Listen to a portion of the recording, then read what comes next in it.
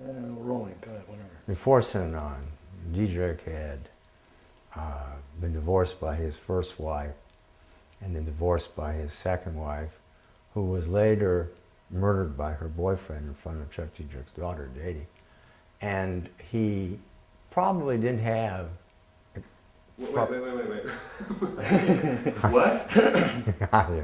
Yeah, the way that J.D. got into Synanon, his daughter, was she was, I think, about 12 or 13, and her mother broke up with her boyfriend, and he came to the apartment and shot her while J.D. was watching.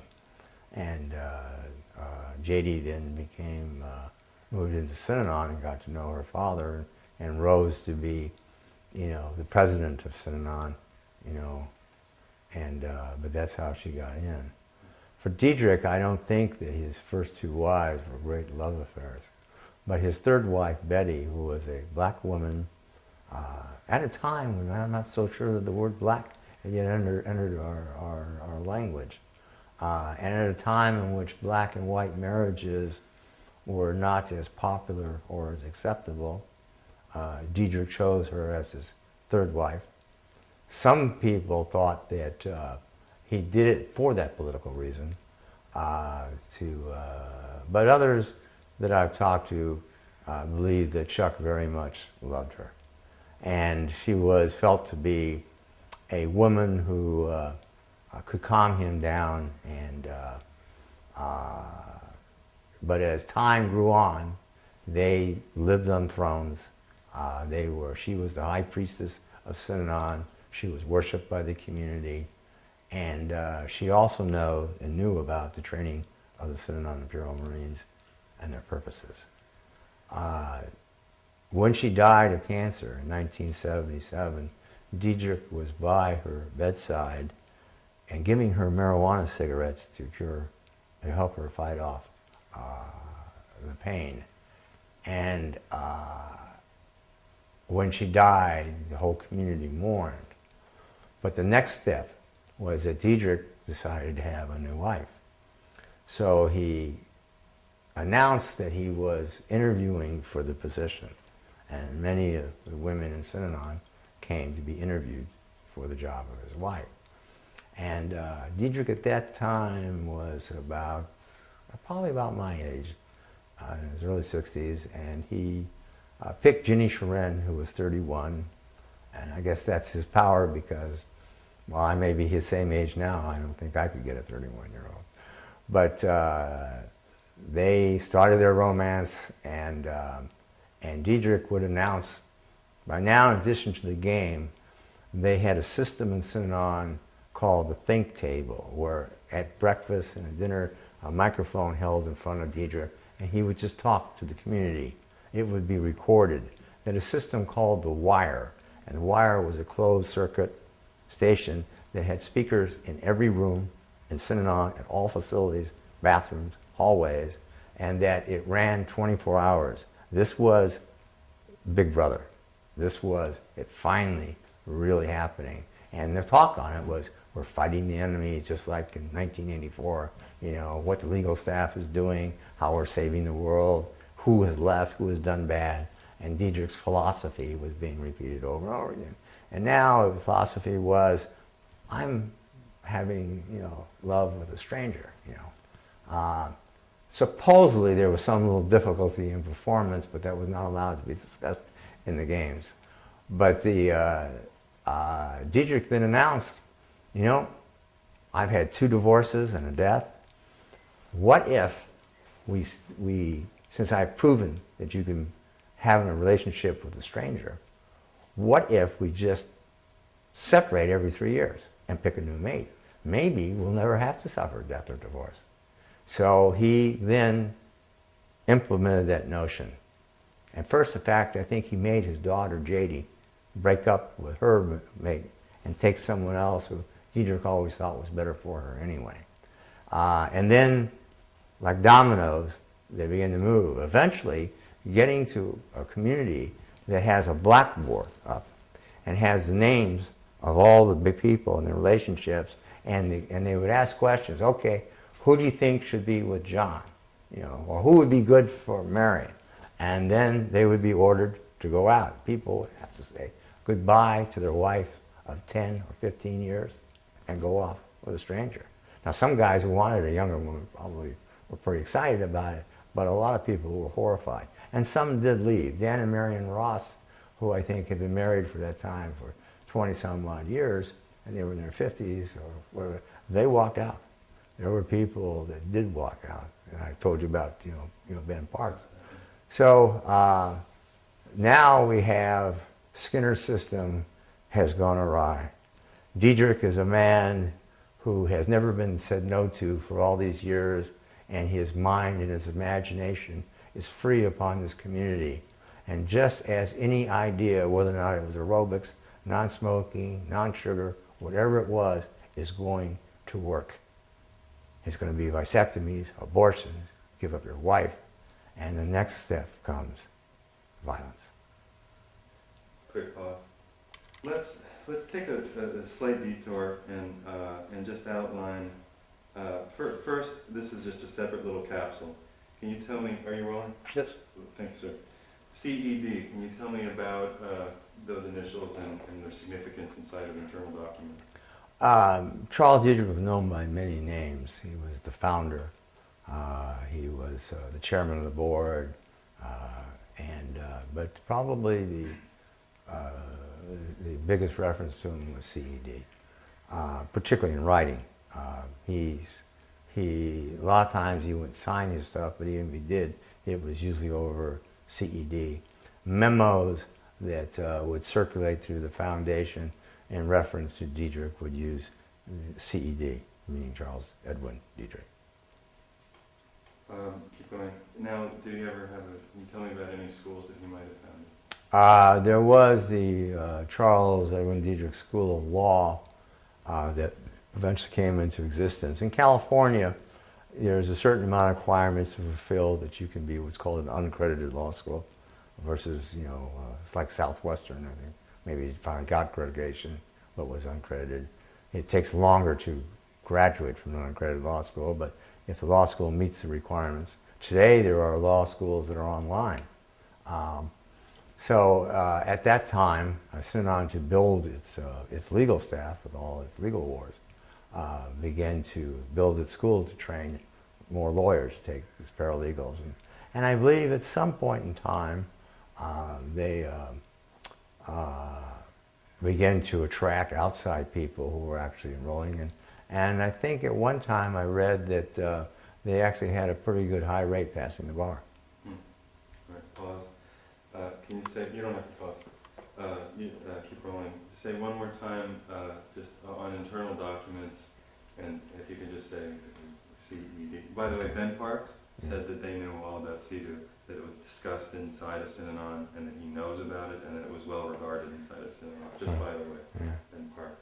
So if you can just say again, if I had an internal document from Synanon and it said CED, what would that refer to? That would be Charles Diedrich, and it was capital C, capital E, capital D, Charles Edwin Diedrich. And that was the way that he was referred to in writing. Sometimes it might be the founder or the chairman, but most of the time it was CED. And sometimes it was even Diedrich signed his name over CED. It was the most popular way of referencing Charles Diedrich. Love it. Take a quick pause. He's got a story to tell. By 1974, the IRS had been to question if Synanon really was a new society and not taking in dope fiends so much anymore. Why shouldn't it be paying taxes? Why should it have its nonprofit status? And so Synanon was in a dilemma. And so one day, one of the members of the legal department wrote a memo on should Synanon become a religion. And in the memo, it was written that there would be a new reason that we would not have to pay taxes. It would end such silly questions as why does no one leave and why does everyone have to obey? And then the last thing on the memo, handwritten, was the question, if we become a religion, who will be God? And that was the birth of Synanon 3, the new religion. Go into the violence. At the same time, at the same year, to further boost their position of not paying taxes, Synanon began to contact the probation departments to try to recruit juveniles who would otherwise go to juvenile facilities to instead save the taxpayers money, send them to us, and use our rehabilitation methods. And courts and juvenile departments began sending kids to Synanon. Synanon called them the punks, and they called them the punk squad. And they were marched and taken militarily and had like military. Diedrich had believed that his own son had grown up in the military and liked the idea of marching troops. But he had a problem. Old-time dope fiends who had come to Synanon wanted to get off drugs. People who had donated their money, the squares, wanted to be in the new society. And streetwise punks wanted the hell out of there. And the system was not working so well on the kids. They were street smart. And they're not buying, all this dogma that's coming out, and they're acting smart-ass and disrespectful. So finally, the rule against violence is amended. And it is announced that to quicken the education of these people and to stop them from being a threat to us is, or hit them in the face, knock them down, But afterwards, take them into a game and have them gamed about the experience. And this will get them into line. I have to retract and go back to 1960 when the first book appeared on Synanon by Dr. Daniel Castrell, who was a psychologist who was allowed into Synanon. And he wrote at the end of his book that he decided to do psychological testing on the old-timers in Synanon, and to his surprise, he found that they were still antisocial, even though they were behaving as model citizens. He believed that the people should get psychological treatment in Synanon, that they should have open up more graduate and follow-up programs, and that the pressures of the game should be lowered. Diedrich said, no, no, no. Castrell left, started Daytop back east, and implemented those changes, and that's the fork in the road where drug rehab started, and Synanon, the original grandfather, hooks and curves down. And so now, if you accept Castrell's contentions that nobody internally changed in Synanon, but were just conforming to the pressures of the environment, what did that mean once you said it's okay to hit somebody in the face? It was the good days are back. I have been taught that this is wrong behavior, that I will be punished, and now I'm being taught it is right behavior for which I'll be rewarded. And from there, it then became, the next step was, if you got caught stealing something from Synanon, it was a short visit to say, we can take some, remember the general meetings? You put somebody up there and you give them a haircut and it caroms off. Now you have a general meeting and you put the kid on the stage and 3 guys come up and beat the hell out of him in front of the audience. The only next step that came after that was, well, we're tired of these people who keep saying we can't do this and we can't do that and write about us or steal from us when they leave and go off, and we're going to teach them a lesson.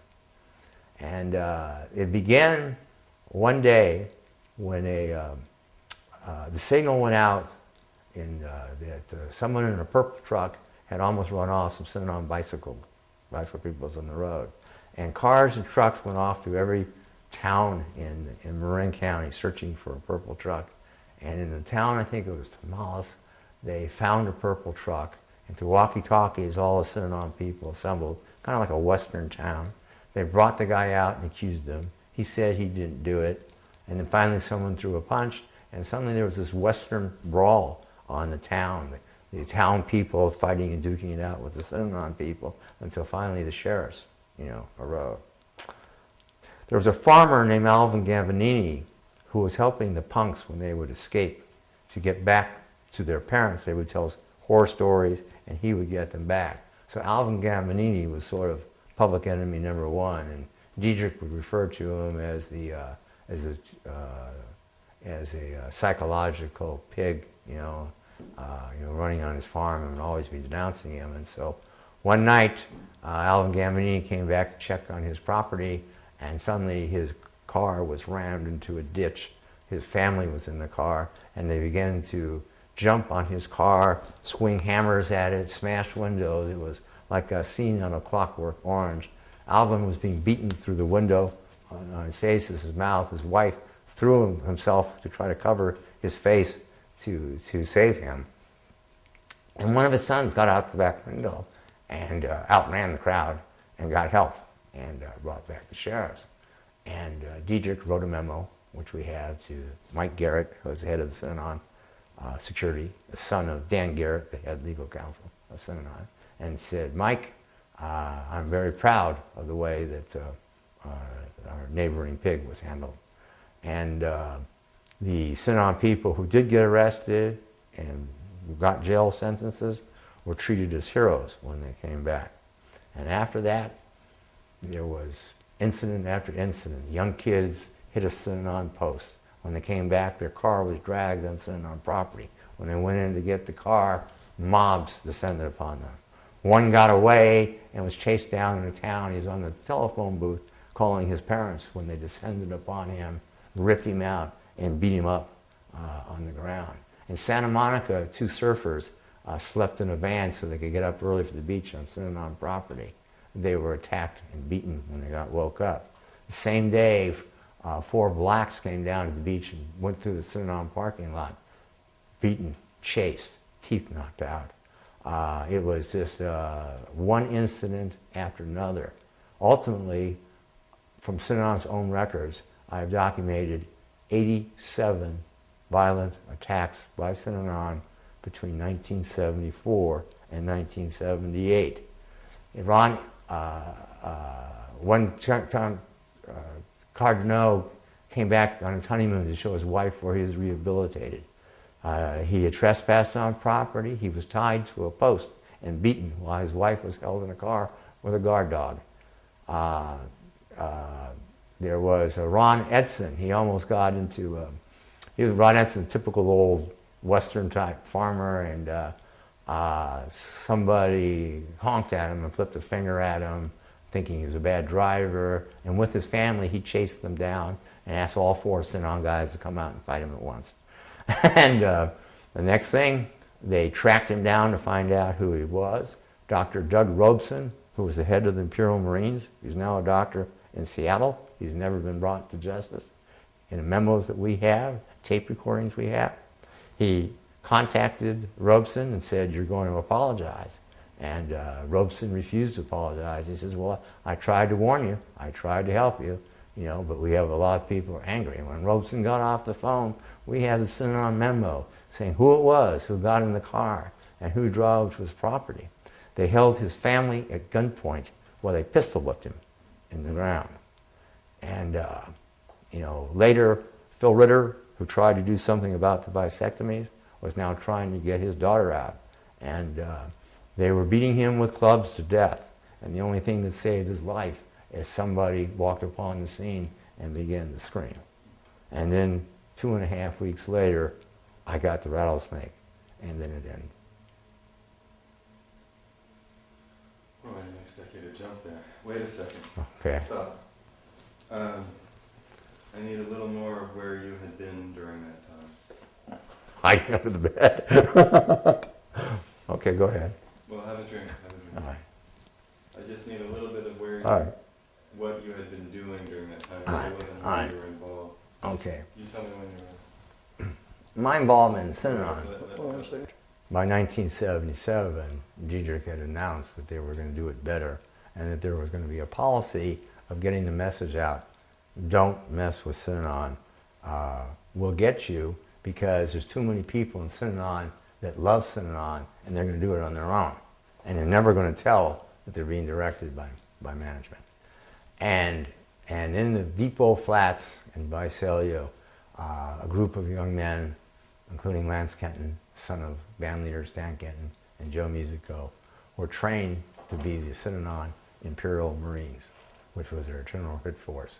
And eventually, it was the Imperial Marines who got Phil Ritter, Imperial Marines that went after me.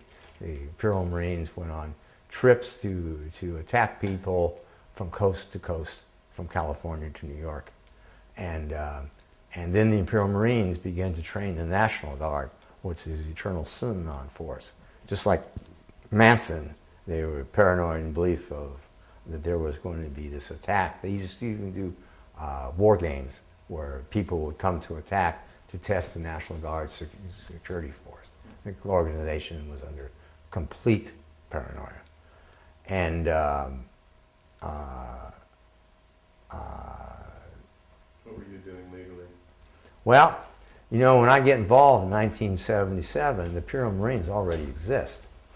And I remember there was somebody, maybe a week after I'm involved, an ex-Synanon member, Dietrich kept talking about me on the wire, and after I got that woman out.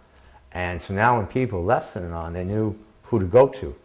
So I'm hearing all this stuff, and this one girl tells me about the Imperial Marines and the hit force attacking enemies. And after she left, I walked back to the office and I started laughing. I said, "You can't believe the story I just heard." And I started laughing, you know. Obviously, she's a nutcase, you know. And it took me maybe 6, 7 months, but somewhere by 1978 and early 78, I knew it was true. And I was, even though they weren't even necessarily related to my cases against Synanon, I was tracking every event that I heard, contacting the victims, contacting the witnesses, gathering the notes, knowing that I was going to have to prove to the authorities that this criminal conspiracy existed within Synanon, and that one guy up in Visalia had gone to the authorities and told them, and they, all on tape, and they just threw the tape in the corner. They didn't believe him either. And so Synanon was apple pie. Synanon was Synanon. And how was I going to prove that my life was in danger and that other people's lives were in danger? And so my life became full-time. There was a point I realized that I crossed the point of no return, that I was going to survive, or Synanon was going to survive, but it wasn't going to be the both of us. And it was a very terrible and horrible feeling. I remember to have to tell that to my mother and to my fiancée at the time was very, very hard. And after a rescue of these 3 kids out of Synanon involving the San Francisco police in summer of '78, one of the kids that I got out, who was 15 years old, Joey Butler, called me to tell me that they're going to kill me. And later, people like Ben Parks, who could speak to people in Synanon, would tell me, they got your address. They know where you live. A lawyer whose nephew was a lawyer in Synanon calls me and says, "Paul, I've got it on pretty good information. You know, they're coming for you." And then Phil Ritter gets attacked. And I know that they want me more than Phil Ritter. At that time, I gotta ask you about it. I'm ready? Yep. So sorry about that. You know, it's I've been told that I suffer post-stress, you know, syndrome, and the thing is that at the time of these events, there was never time for tears. There wasn't something, a luxury that you had. You were just always on the move and always planning to survive. And emotions were never really released. And sometimes now, when you look back and realize the horrible position that you were in,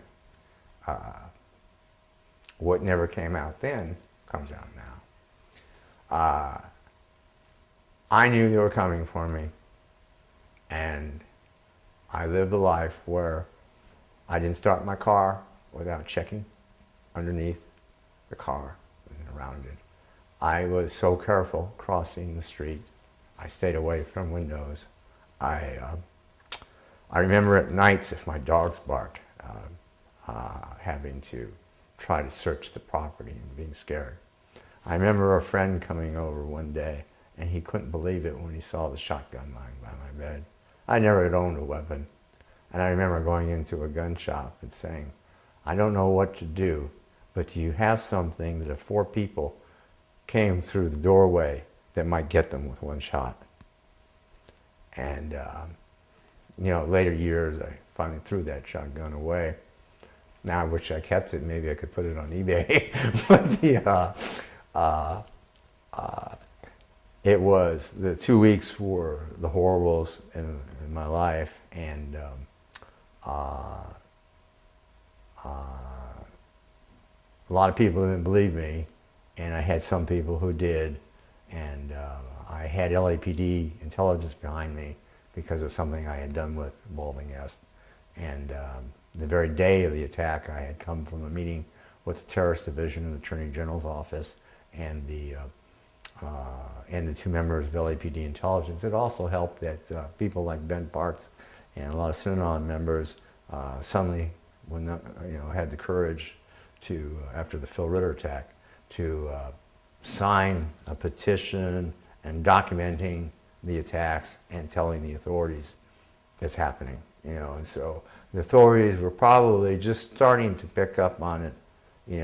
When Ritter got attacked, there was a newspaper reporter in Berkeley who raised the question, was it Synanon?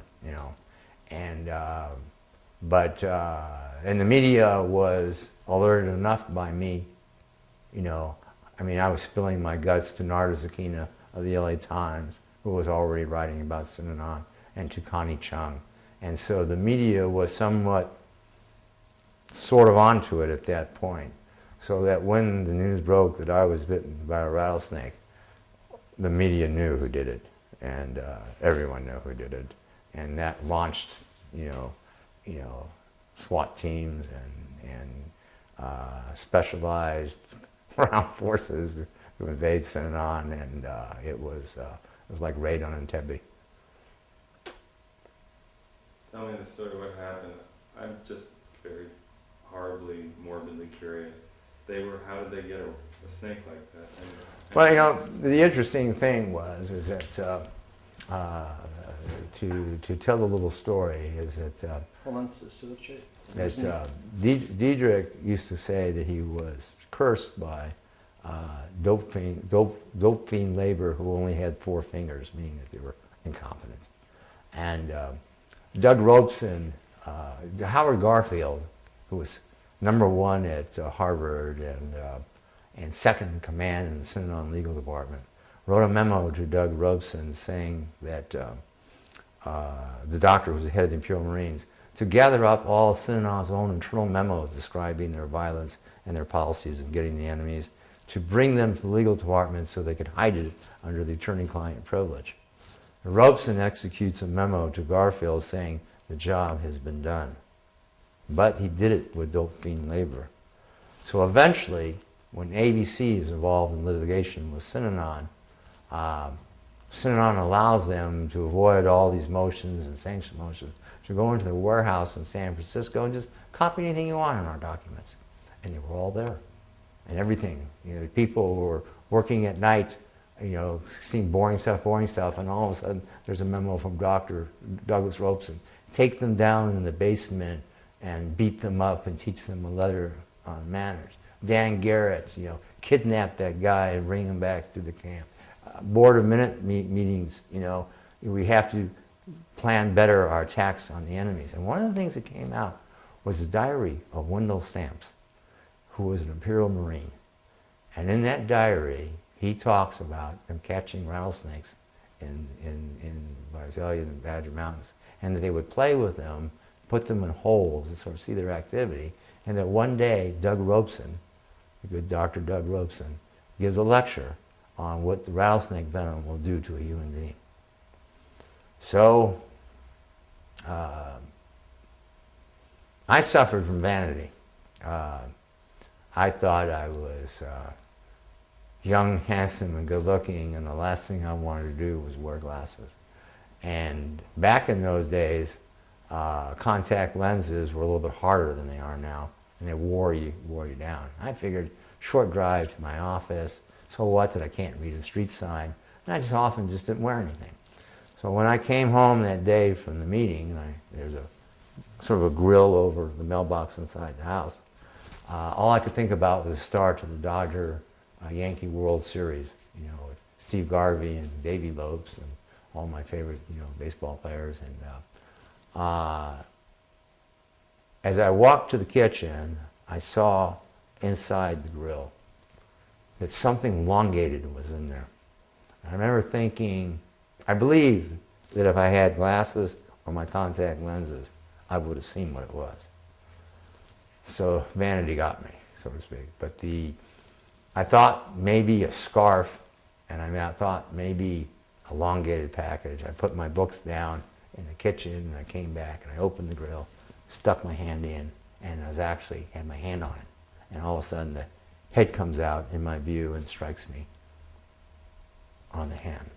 And then I shout and drop and coiled up on I looked at it, and then I looked at my hand to verify that I was bit. And you ever play gin rummy, and you make a discard, you say you want to take the card back? It's like, can we roll this film back, you know, please? You know, nothing like this can work. I mean, I'm doing all this security, all this safety stuff, and they get me with a rattlesnake in the mailbox, you know. My friends today say to me, well, who would expect a rattlesnake in the mailbox? I said, yeah, but bomb? You know, could have been a bomb in the mailbox. I knew it was odd shaped. Why didn't I get down there and look at it? Why in this one moment was I just totally off guard? And the next thing that happened was my pattern when I came home was that my border collies, Tommy and Devin, would greet me at the door and go out and play in the front. After about 20 minutes, they would come back, and I would shut the door. So they were outside. And when I screamed, they were charging full speed, and the snake was at the doorway. And I had to reach over the snake while it was coiled and slam the door shut on my dogs. Then, at that point, I thought about, I wanted to secure the house, but leave the sliding glass door open because someone's going to have to come in and kill the snake. Then I went out through the side door and I screamed to my neighbor, Edie, call 911, get an ambulance. I've been bitten by a rattlesnake. It's Synanon. And I had read or learned that you were supposed to get ice. And I remember outside, apparently I actually, with my shoulder, had unhinged Edie's front door, trying to get ice into her house.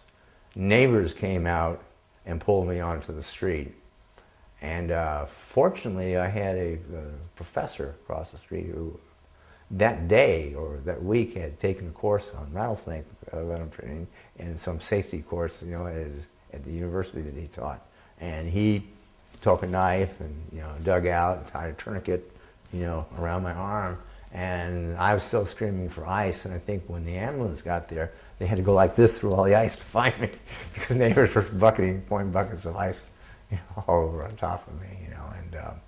And I was concerned about Narda Sakino, who was an LA Times reporter, who they thought we were, you know, cahoots with. And I was worried that if they'd gone this crazy now to get me, which was an act of such self-destruction, that, you know, sort of like The Godfather, you know, today's the day we get all our enemies.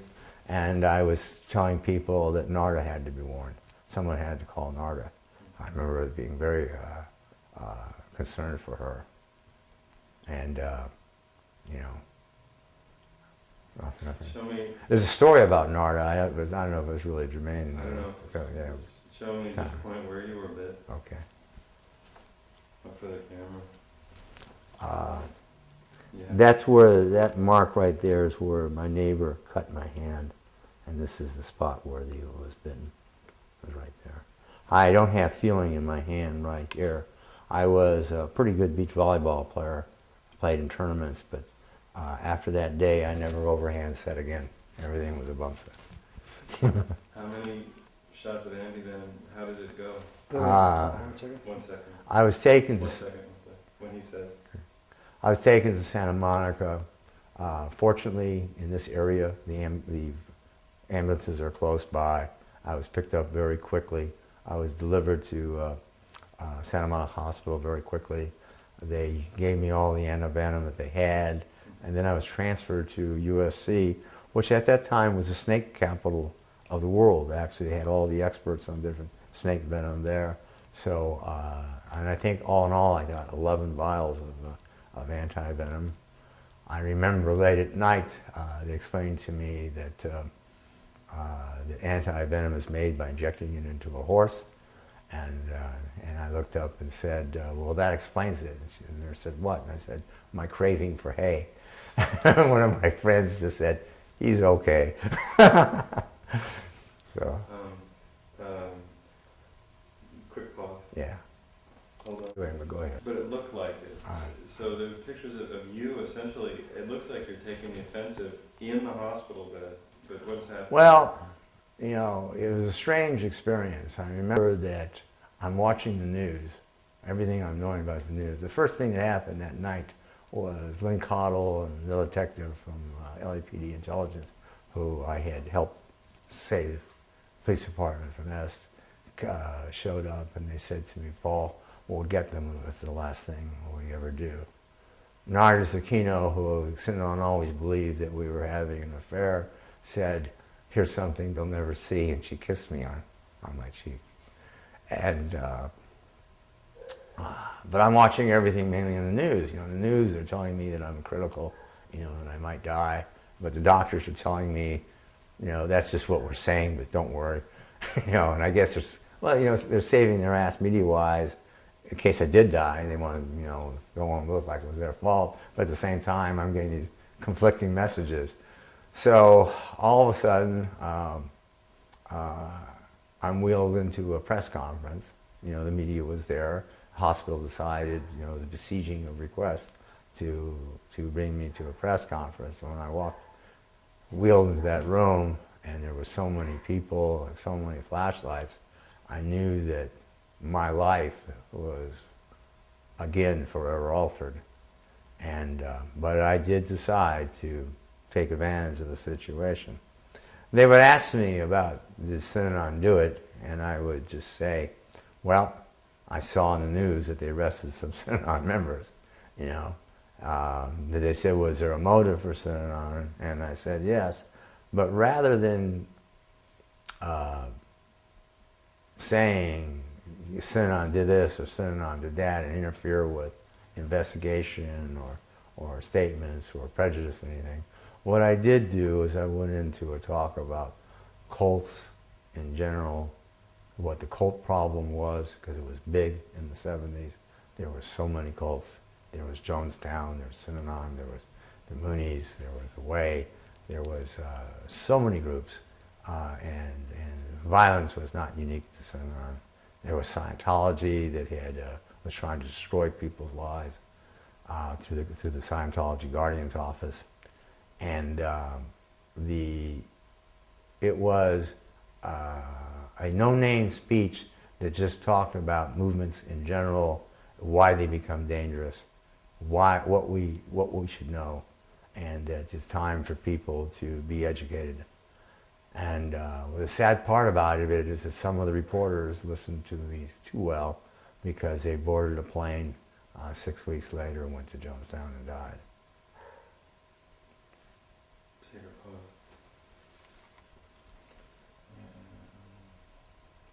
Ready when you are. In the summer of 1978, Oh, Diedrich, start again? Oh, in the summer of 1978, before the rattlesnake attack, Diedrich had made a move to set up an embassy in Washington, D.C. to the White House. He was actually invited by a Jimmy Carter assistant named Dr. Peter Bourne, who was sort of into New Age groups at that time. You know, it was kind of like Carter needed better guidance, but Synanon purchased what was called the Boston House in Washington, D.C., and proceeded to try to get rid of all the residents through intimidation, and so that Synanon could take over the entire building, and that Diedrich would be able to meet with the powers of state. You know, Diedrich had also believed that he was going to win the Pulitzer Prize, and he was going to be Time Magazine Man of the Year. He believed he was within, it was like a Kennedy or Martin Luther King, and that he would be a great man in history. And this was very, very important to him. So now was a move to actually be close to the White House. But the press generated from everything that was happening in California and that I was doing was now sort of on to Synanon, and so this was now a media event in Washington, D.C. Synanon had arrived in Washington, D.C. Just as Synanon would move into Lake Havasu, it became an event as well, there as well in '78.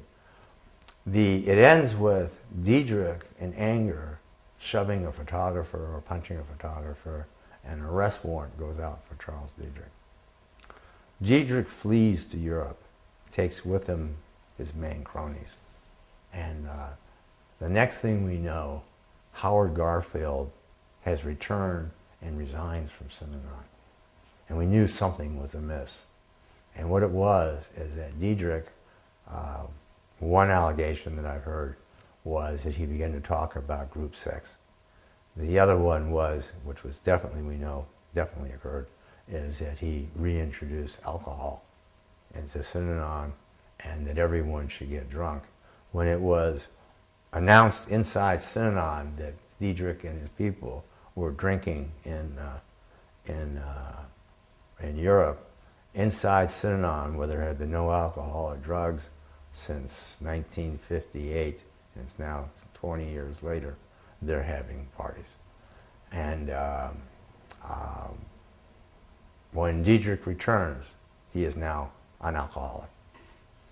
And of course, that may have been an influence to the Imperial Marines trying to kill Phil Ritter and me, was the fact that Diedrich had become, once again, what he was, a down-and-out alcoholic. At the time of his arrest, he was found drunk in Arizona, passed out in bed. He had to be taken to a hospital and arraigned at a hospital. During the courses of the criminal trial, he was in a wheelchair, and eventually I deposed him, and you might want to ask me about that. He then, at the sentencing, John Van de Kamp's office, and I had actually coincidentally had known John years before he ever became the DA, which I think helped me. But the report was that the judge, Judge Hogaboom, had assigned his own doctors to do a workup on Diedrich, and they came back and said he was, I think, 66, and they said that ill health, overweight, and that he would, now suffering again from alcoholism, that he would die in prison in a very short time. And so it was put to me, because Van de Kamp was concerned that if he made a deal that I disapproved of and I went public, he's still a political man, and he didn't want that. So he says, "You're not going to do anything, Paul, unless you agree to it."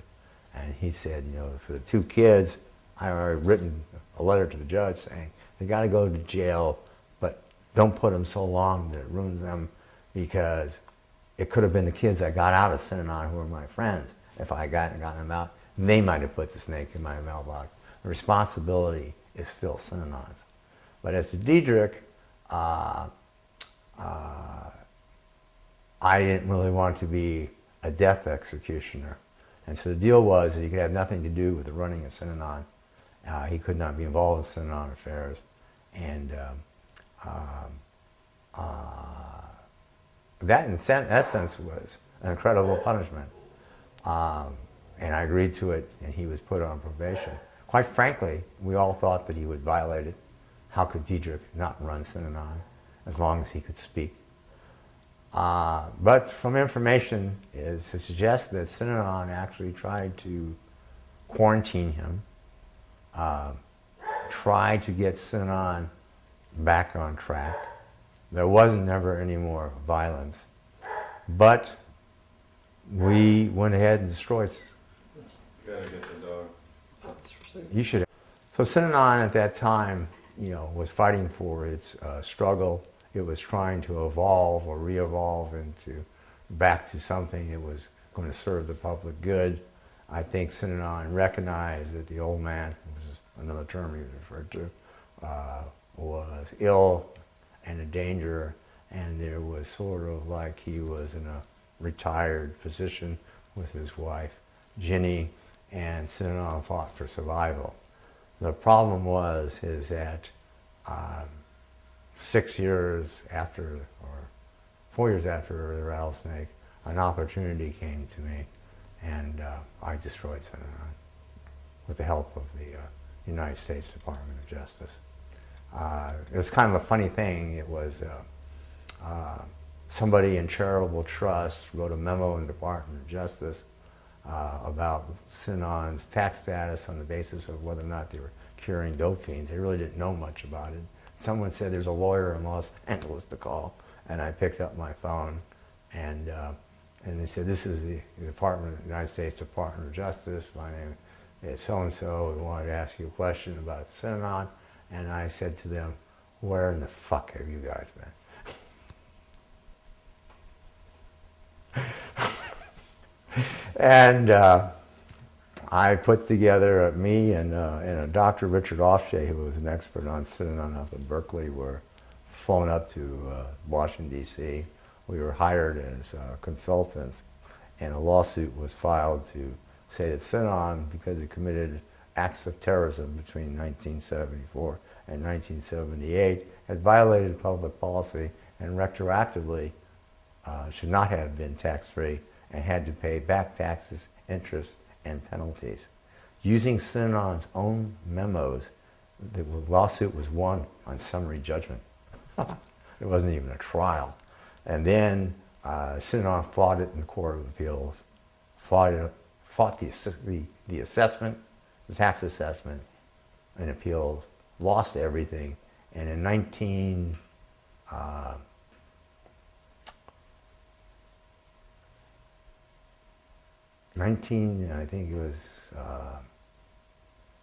I'm not exactly sure of the day, the doors of Synanon closed forever.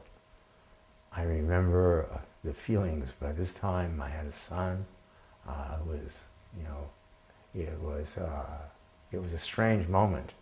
I somewhat regretted it. I was somewhat thinking, what might they become if we ever knew? Would they turn into this, a good organization? In one way, we'll never know. Once Diedrich was out of the way and his craziness was out of the way, what might happen? But still, in the end, it probably was dangerous, and it did end. The doors closed. Diedrich spent, from what I understand, the last of his years with Ginny in sort of a trailer home, living up north, and then he died in 1997. I remember a lawyer calling me on the phone and saying, Paul, did you hear that Charles Diedrich died? And I said, I will remember you now for the rest of your life because you're the lawyer, the person who told me that Charles Diedrich is dead. And right now I can't remember his name. So that's the story of Diedrich and the story of how Synanon came to end. I love it. Take a pause.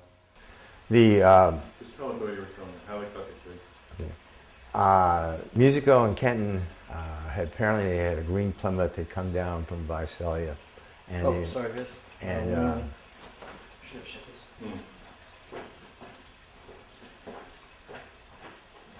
Thank you, sir. I actually opened it. I didn't think of the noise. I'd opened it to let cool air Oh, in. it felt good. Yeah. I didn't think about the noise. It's okay. We were on a break. Yeah. Let's cool it off anyway. Still wrong. You want to sit up in your chair?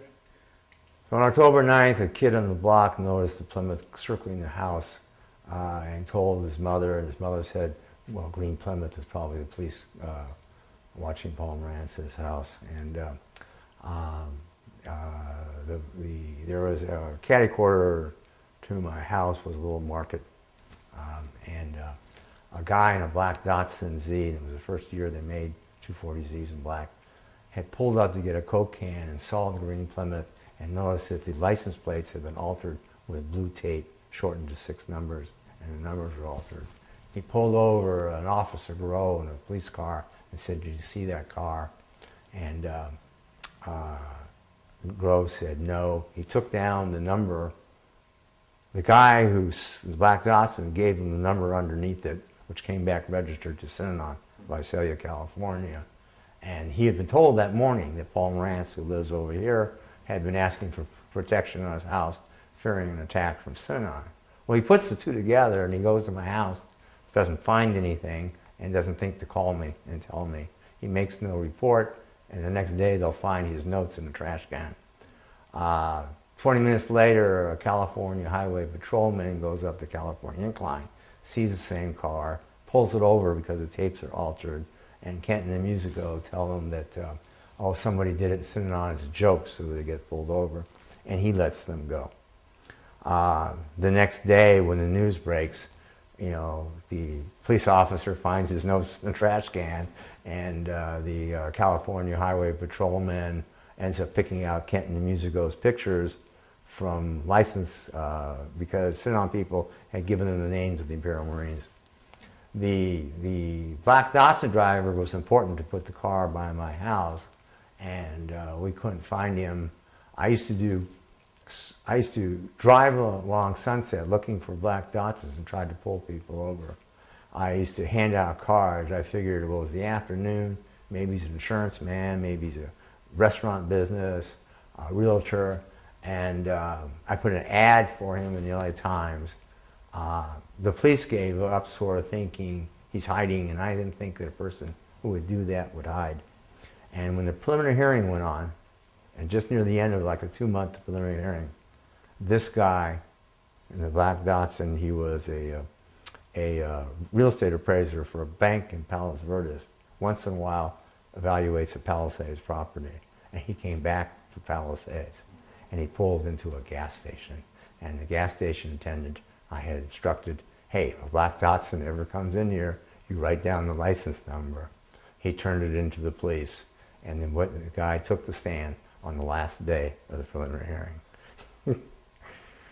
So, now, as Diedrich, it was, they executed that search warrant looking for the tapes that I told you of Diedrich ordering violence. Synanon had hidden tapes away in Cohasset, New York. They set up a program to everyone listen to all the tapes and erase everything on violence. Eventually, there was another arrest, another trial, and some people in Synanon, at least one for sure that I know, Steve Simon, went to prison.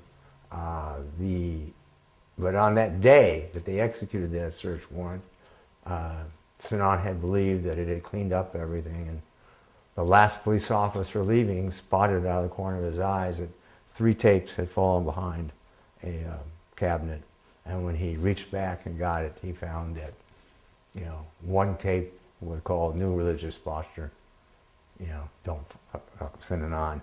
And another one had deal with how they were going to steal the money out of the nonprofit trust into their own pockets.